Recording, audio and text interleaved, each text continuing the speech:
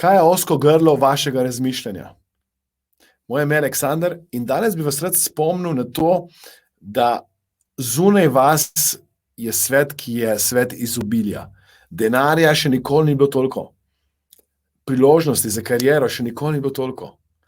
Samskih ljudi, če želite partnerski odnos, še nikoli ni bilo toliko.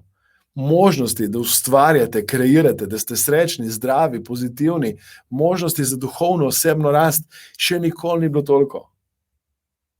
In kljub vsemu je veliko ljudi nesrečnih, neuspešnih, nezadovoljnih, nezdravih. Veliko ljudi danes ne razume, da je omejitev ne zunanja, temveč notranja.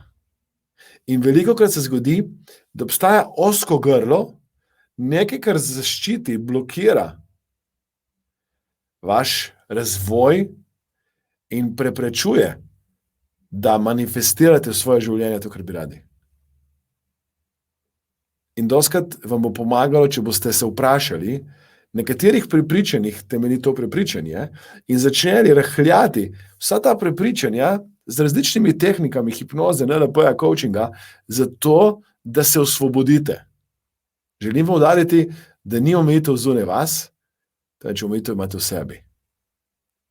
Niste omejeni z zunanjostjo, temveč z modelom sveta, z notranjostjo, z ozkim grlom, s prepričanjem, na katerem lahko temeljijo številna druga prepričanja, ki vas v resnici onemogoča, da postanete oziroma ste to, kdo bi radi v resnici bili.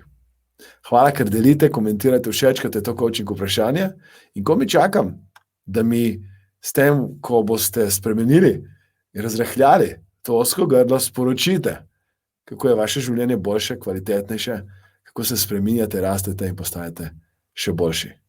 Kliknite sedaj na like, tak, delite, komentirajte, všečkajte, pomagajte mi pomagati večjemu številu ljudi. Hvala, ker ste.